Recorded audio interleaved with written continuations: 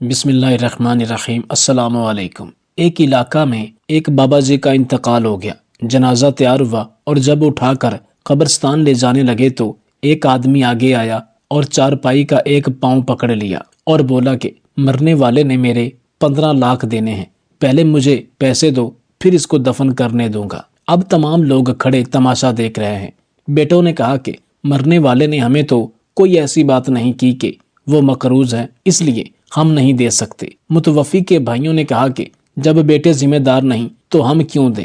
اب سارے کھڑے ہیں اور اس نے چارپائی پکڑی ہوئی ہے۔ جب کافی دیر گزر گئی تو بات گھر کی عورتوں تک بھی پہنچ گئی۔ مرنے والے کی اکلوتی بیٹی نے جب بات سنی تو فوراً اپنا سارا زیور اتارا اور اپنی ساری نقد رقم جمع کر کے اس آدمی کے لیے بھجوا دی اور کہا کہ اللہ کے لیے یہ رقم اور زیور بیچ کے اس کی رقم رکھو اور میرے ابو جان کا جنازہ نہ رکھو، میں مرنے سے پہلے سارا قرض ادا کر دوں گی اور باقی رقم کا جلد بندوبست کر دوں گی۔ اب وہ چارپائی پکڑنے والا شخص کھڑا ہوا اور سارے مجمع کو مخاطب ہو کے بولا، اصل بات یہ ہے کہ میں نے مرنے والے سے 15 لاکھ لینا نہیں بلکہ اس کا دینا ہے، اور اس کے کسی وارث کو میں جانتا نہ تھا تو میں نے یہ کھیل کیا۔ اب مجھے پتہ چل چکا ہے کہ اس کی وارث ایک بیٹی ہے اور اس کا کوئی بیٹا یا بھائی نہیں ہے۔ اب بھائی منہ اٹھا کے اسے دیکھ رہے ہیں اور بیٹے بھی۔ سبق: بیٹی والے خوش نصیب ہیں، لہٰذا بیٹی کی پیدائش پہ خوش ہونا چاہیے نہ کہ غمگین۔ اسی طرح ایک اور واقعہ ہے کہ ان کی ٹانگ میں گولی لگی تھی جس کی وجہ سے ٹانگ ضائع ہو چکی تھی۔ ان کو بے ہوش کر کے آپریشن کے ذریعے ان کی ٹانگ کاٹ دی گئی۔ آپریشن کرتے کافی وقت ہو گیا تھا۔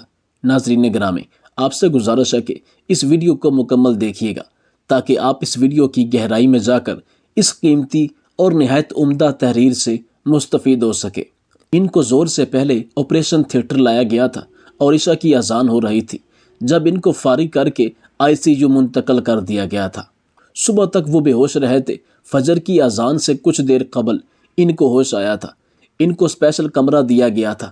انہوں نے ہوش میں آتے ہی سب سے پہلے وقت پوچھا تھا تو انہیں بتایا گیا کہ فجر کا وقت ہے، جس پر انہوں نے فوراً وضو کی خواہش کا اظہار فرمایا تھا۔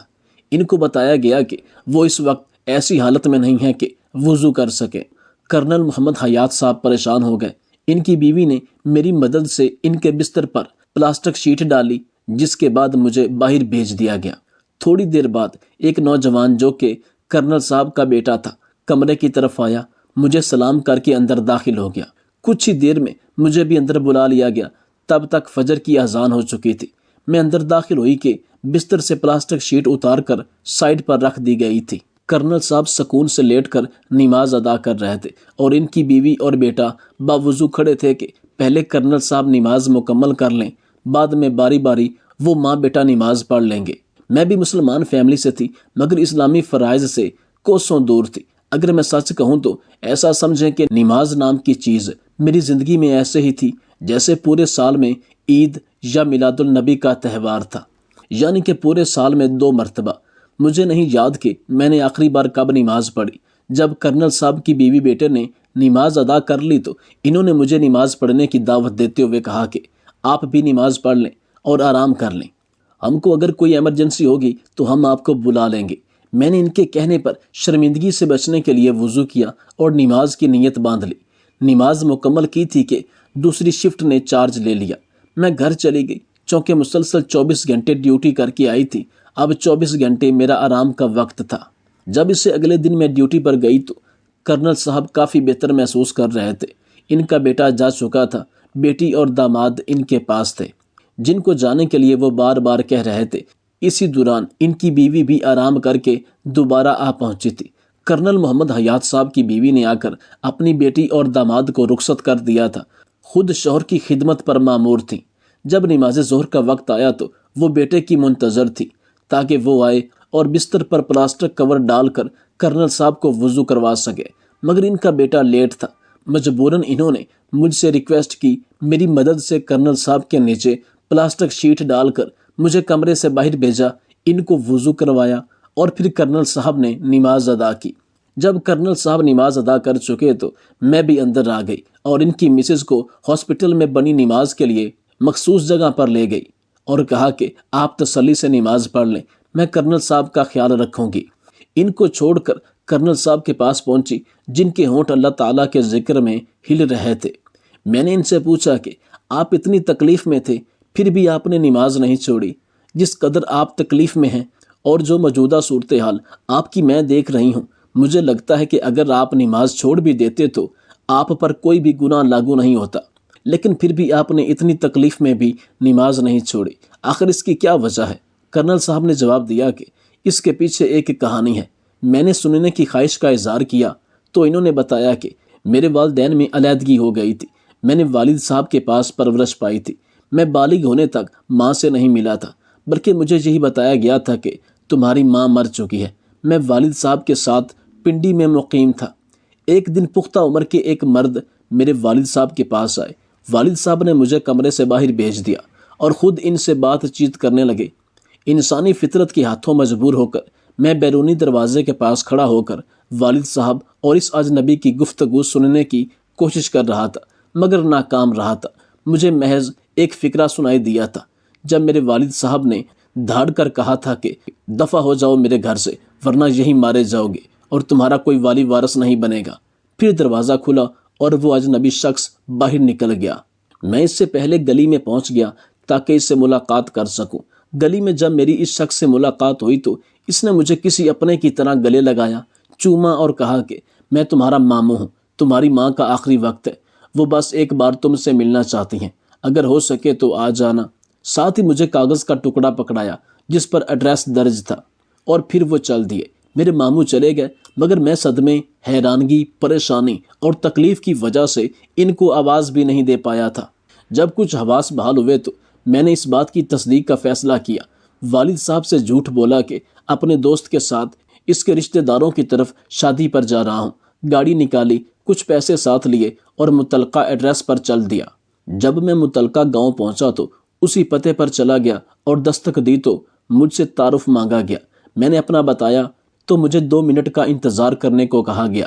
اتنی دیر میں اندر سے چند خواتین، بچوں اور 2-3 مردوں کی آوازیں ابھریں۔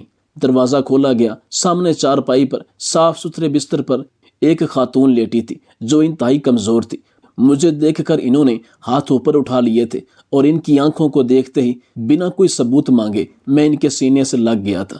میں اکثر والد صاحب سے کہتا تھا کہ میری آنکھیں اتنی خوبصورت کیوں ہیں، جبکہ میرے ددیال میں کسی کی آنکھیں اتنی خوبصورت نہیں ہیں، تو مجھے جواب دیا جاتا تھا کہ تیری آنکھیں تیرے پردادا پر گئی ہیں۔ میں نے ان کو اپنی آنکھوں سے نہیں دیکھا تھا اور وہ نہ جانے کب کے اس دنیا سے جا چکے تھے، اور میں نے بھی مان لیا تھا کہ شاید میری آنکھیں میرے پردادا پر گئی ہوں گی۔ اور آج جب اس نحیف خاتون کی آنکھیں دیکھی تو مجھے جواب مل گیا تھا کہ میری آنکھیں میری ماں پر گئی ہیں۔ اچانک سے مجھے اپنے گالوں پر گہری نمی کا احساس ہوا تو میں نے سر اٹھا کر دیکھا۔ میری ماں کی آنکھوں سے آنسو بہہ رہے تھے اور اتنی خاموشی سے رو رہی تھیں کہ ان کے سینے سے لگا میں یہ جان ہی نہ پایا تھا کہ وہ رو رہی ہیں۔ میں نے ان کے آنسو پونچھے، انہوں نے میرا ہاتھ اپنے ہاتھ میں رکھا اور میں باقی رشتہ داروں سے ملنے لگا۔ اپنے ننیال والوں سے مل کر مجھے پہلی بار محسوس ہوا تھا کہ رشتوں کا خلوص ہوتا ہے، ان رشتوں کی کیا مٹھاس ہوتی ہے۔ میں نے اپنی زندگی میں پہلی دفعہ جانا تھا۔ میری ماں کینسر کی مریضہ تھی، ان کا جگر ختم ہو چکا تھا۔ انہوں نے مجھے کہا تھا کہ بیٹے تھوڑے فاصلے پر بیٹھنا، میرے سانس لینے سے اندر سے بدبو آتی ہے، تم کو تکلیف ہوگی۔ تو میں نے اپنی ماں کا منہ چومتے ہوئے کہا تھا، ماں سے بدبو نہیں، ہمیشہ خوشبو آتی ہے۔ شام تک سارے گاؤں میں پتہ چل چکا تھا کہ میری ماں کا بیٹا یعنی کہ میں آ چکا ہوں۔ لوگ مجھے دیکھنے اور ملنے آ رہے تھے۔ میری ماں کی بکری تھی۔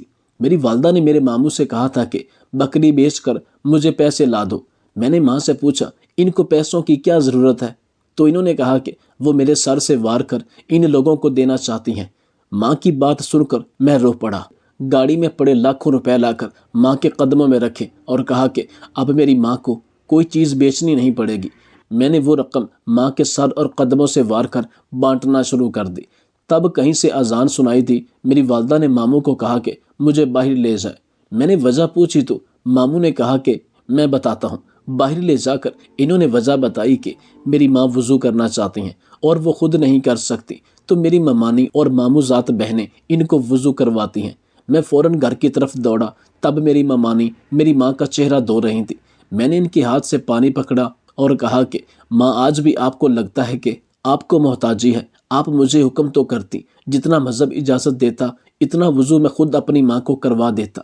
میری ماں نے جواب دیا کہ میں نے سوچا پتہ نہیں تو کتنی صاف ستھری جگہ پر پلا ہوگا، تجھے یہ دیکھ کر بھی برا نہ لگ جائے کہ میری ماں اس طرح سے وضو کرتی ہے، اس لیے تجھے باہر بھیج دیا۔ ماں کی بات سن کر میں رو پڑا اور کہا کہ میں واقعی بہت صاف ستھری اور نفیس جگہ پر رہا، مگر وہ جگہ تمہارے دل اور نیت سے صاف نہیں تھی۔ ساتھ ہی رونے لگ پڑا۔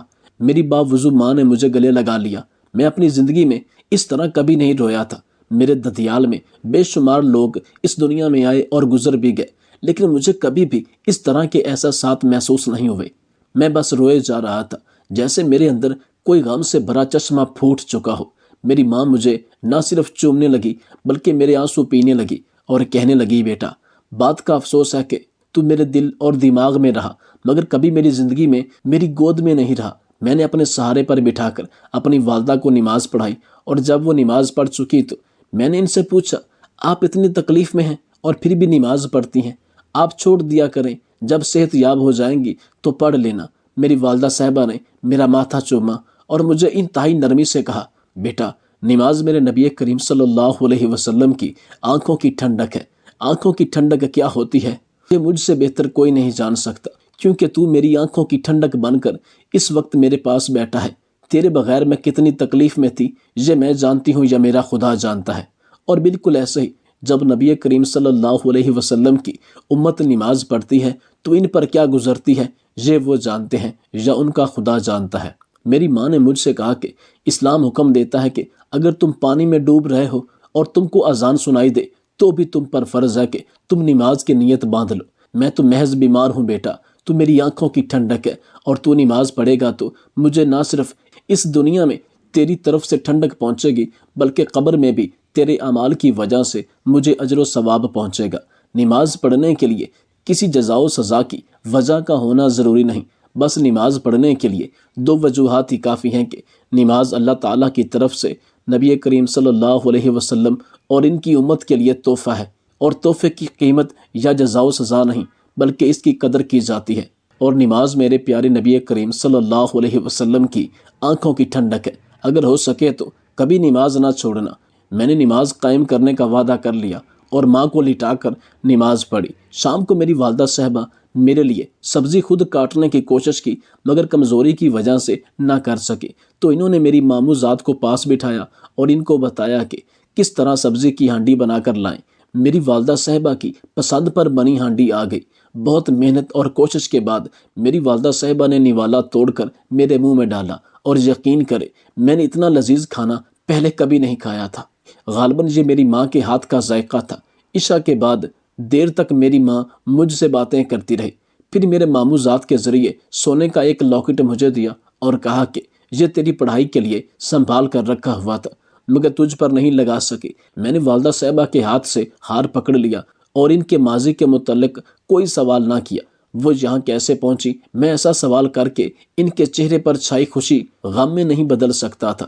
مجھ کو ایسے سوالات سے ماموں اور سب گھر والوں نے منع بھی کیا تھا اور بتایا کہ جتنا ان چند گھنٹوں میں تمہاری ماں بولی اور ہنسی ہے اتنا پچھلے 2 سال میں نہیں ہنسی۔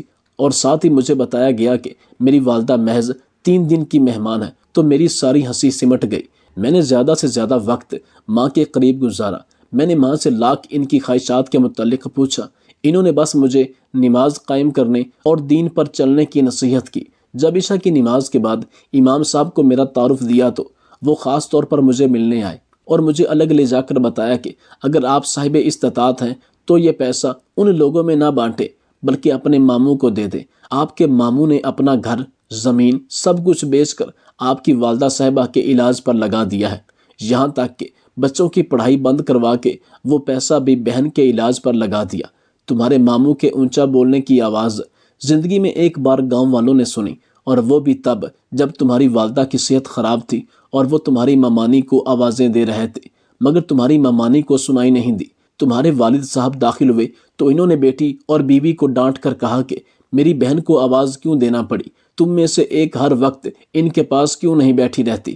میں نے امام مسجد صاحب سے کہا کہ مجھے اس کے علاوہ بھی بتائیں کہ میری ماں یا ماموں نے کسی کا کوئی قرض دینا ہے جس پر امام صاحب نے جواب دیا کہ مجھے اس کا کوئی علم نہیں۔ اس کے ساتھ امام صاحب شکریہ ادا کر کے اٹھ گئے۔ میری ماں نے رات کو مجھے اپنے پاس سلانے سے منع کیا اور کہا کہ میں تکلیف کی وجہ سے کراہتی ہوں تو تمہاری نیند خراب ہو جائے گی، مگر میں نے کہا ماں جی آج رات کو میں نے سونا ہی کب ہے، آج ساری رات آپ کے چہرے کو دیکھ دیکھ کر حج کرنا ہے۔ میری ماں نے مجھے محبت سے اپنے سینے سے لگایا، مجھے چوما اور اپنے پاس ہی لٹا لیا۔ میں تھوڑی دیر بعد اٹھ کر بیٹھا اور ماں کی ٹانگیں دبانے لگا۔ مجھے میری والدہ صاحبہ نے آخری الفاظ جو کہے وہ یہ تھے کہ نماز قائم رکھنا، دین پر چلنا، اور اگر اپنے باپ جیسی خصلتوں کے مالک نہ ہوئے تو اپنے ماموں اور ان کی بیٹیوں کا خیال و لحاظ کرنا، اپنے باپ کا ماضی جاننے کی کوشش نہ کرنا اور نہ کبھی اپنے باپ سے نفرت کرنا۔ اس کے ساتھ ہی میری والدہ نے میرا ہاتھ پکڑ کر اپنے سینے پر رکھا اور اللہ تعالیٰ کا ذکر کرنے لگی۔ وہ ذکر کرتے کرتے نہ جانے کب سو گئیں۔ رات 12 بجے کے بعد ماموں آئے تاکہ میری والدہ صاحبہ کی خبر گیری کر سکے۔ یوں ہی ان کی نظر میری والدہ پر پڑی تو وہ دوڑے، مجھ سے پوچھا تم کو پتہ چل رہا ہے تمہاری ماں کی سانس نہیں چل رہی؟ میں جو ماں کے قدموں کو دبا رہا تھا، میرے ہاتھ رک گئے تھے۔ گاڑی میرے پاس تھی، میں نے ماں کو ہاسپٹل پہنچایا جہاں انہوں نے 1.5-2 گھنٹے پہلے کی موت کی تصدیق کر دی۔ صبح کے وقت والدہ صاحبہ کو لے کر گھر پہنچے۔ مجھے لگا کہ فجر کی اذان ہونے والی ہے تو میں نے وضو بنانا شروع کر دیا۔ اسی دوران میرے ماموں کی سرگوشی بھری آواز میرے کانوں میں پڑی۔ وہ میری ممانی کو کہیں سے پیسوں کا انتظام کرنے کا کہہ رہے تھے تاکہ کفن کا انتظام کر سکے، جبکہ میری ممانی ان کو جواب دے رہی تھی کہ ان کے بھائی اور باقی گاؤں والے جس کے پاس بھی جائیں وہ کہتے ہیں کہ تم کو ادھار پیسے دے تو دے، تم لوگ واپس کیسے کرو گے؟ گھر بار بیچ کر تو علاج پر لگا چکے ہو۔ میرے ماموں خاموش ہو کر گھر سے باہر نکل گئے۔ میں بھی ان کے پیچھے نکل گیا۔ وہ گاؤں کے کافی بڑے چودھریوں کے پاس گئے۔ چودھری کے بجائے اس کا منشی آیا جس سے انہوں نے رقم کا تقاضا کیا۔ منشی میرے ماموں کا پیغام لے کر واپس چودھری کے پاس گیا تو چودھری نے جواب میں کہہ بھیجا کہ گھر بار بیچ کر بہن کے علاج پر لگا دیا ہے، بیٹیاں بیچ کر کفن دفن پر لگا دو۔ اتنے سخت الفاظ سننے کے باوجود میرے ماموں بنا کوئی رد عمل دیے گھر کی طرف چلے آئے۔ راستے میں اذان ہوئی تو وہ مسجد کی طرف مڑ گئے۔ میں بھی ان کے پیچھے مسجد میں پہنچا اور ان کو کہا کہ اپنی ماں کے کفن دفن کا انتظام میں خود کروں گا۔ میری بات سن کر انہوں نے منع کیا اور کہا کہ بہن کے کفن دفن کا انتظام بھائیوں کی ذمہ داری ہوتی ہے، میں کر لوں گا۔ ساتھ ہی ماموں رو پڑے اور ان کو دیکھ میں بھی رو پڑا۔ انہوں نے اپنی بہن کو سسک سسک کر مرتے دیکھا تھا اور میں نے برسوں ماں کی جدائی سہی، اب برسوں اور سہنی تھی۔ پتہ نہیں قبر میں بھی ملاقات ہوتی ہے یا نہیں ہوتی۔ اس دوران باقی نمازیوں نے آ کر ہم کو حوصلہ دیا۔ لوگ نماز پڑھنے کے بعد ہمارے ساتھ ہمارے گھر ہی آ گئے تاکہ ہمارے دکھ میں شامل ہو سکے۔ میں نے اپنے پاس موجود ساری رقم ماموں کے حوالے کر دی اور والدہ صاحبہ کے کفن دفن سے فارغ ہو کر راتوں رات راولپنڈی آیا۔ یہاں سے مزید پیسے لے کر صبح سے پہلے اپنی ماں کی قبر پر پہنچا، کیونکہ مجھے مولوی صاحب نے حکم دیا تھا کہ کچھ دن صبح فجر کی نماز سے لے کر سورج نکلنے تک اور عصر کی نماز کے بعد سورج غروب ہونے تک کا وقت اپنی ماں کی قبر پر گزارنا۔ لہٰذا سورج نکلنے کے بعد میں ماموں کے گھر پہنچا۔ میں نے مولوی صاحب کے ذریعے سب سے پہلے اس شخص کا کھوج لگایا جس نے میرے ماموں سے گھر خرید رکھا تھا۔ اس کو اس کی رقم دی اور کہا کہ اب وہ گھر کا تقاضا نہ کرے، باقی کی رقم سے دیگر اخراجات کے ساتھ ساتھ والدہ صاحبہ کے ایصال ثواب کے لیے کچھ فلاحی کام کروائے، جن میں گاؤں کا سب سے بڑا مسئلہ نکاسی آب کا تھا۔ سیوریج کے پانی کے لیے کوئی زمین نہ تھی۔ میں نے اسی چودھری صاحب جنہوں نے ماں کے کفن کے لیے میرے ماموں کو ادھار دینے سے انکار کیا تھا، اس سے دگنی قیمت پر 10 مرلے زمین خریدی جس میں سارے گاؤں کا سیوریج کا پانی ڈالا، مزدور لگا کر پورے گاؤں کی گلیاں ٹھیک کروائیں۔ مسجد کی چھت کے متعلق بتایا گیا، وہ بارش میں ٹپکتی ہے۔ میں نے مسجد کی چھت پکی کروا دی۔ 10 دن رہنے کے بعد میں واپس آیا تو چاہ کر بھی والد صاحب سے پہلے جیسا رویہ نہ رکھ پایا، مگر والدہ صاحبہ کے حکم پر میں نے والد صاحب سے ماضی جاننے کی بالکل بھی کوشش نہ کی اور نہ کبھی اپنی نماز چھوڑی۔ والد صاحب کی ناراضگی مول لیتے ہوئے اپنی ماموں ذات سے شادی کر لی اور اس اللہ کی بندی نے ثابت کر دیا کہ میری ماں کی نسل میں کتنی وفا تھی۔ میری والدہ صاحبہ گزر چکی ہیں، میں کامیابی کے عروج پر پہنچ چکا ہوں، بہت کچھ بدل چکا ہے۔ میری والدہ صاحبہ کی خاطر میرے ماموں جان نے جو کچھ لگایا اس سے کہیں زیادہ ان کو لوٹا چکا ہوں، مگر آج بھی ان کا احسان مند اور شکر گزار ہوں کہ میری والدہ صاحبہ کی خدمت انہوں نے غلاموں سے بڑھ کر کی، جو ان کے اختیار میں تھا انہوں نے وہ سب کیا، لیکن باقی جو اللہ کی مرضی۔ میری والدہ صاحبہ فوت ہو گئے، مگر میں نے ماموں، ممانی اور والد صاحب کو 3 حج کروائے۔ میں نے خود اپنی بیگم کے ساتھ حج کیا ہے، اور والدہ صاحبہ کی وفات کے بعد کبھی نماز نہیں چھوڑی۔ اس لیے نہیں کہ یہ میری والدہ کی آخری نصیحت تھی، بلکہ اس لیے کہ نماز میرے نبی کریم صلی اللہ علیہ وسلم کی آنکھوں کی ٹھنڈک ہے۔ اگر میری کوئی نماز قضا ہو جاتی ہے تو میں فوراً ہی اگلی نماز کے ساتھ اس کو ادا کر لیتا ہوں۔ کرنل محمد حیات صاحب کی داستان مکمل ہو گئی۔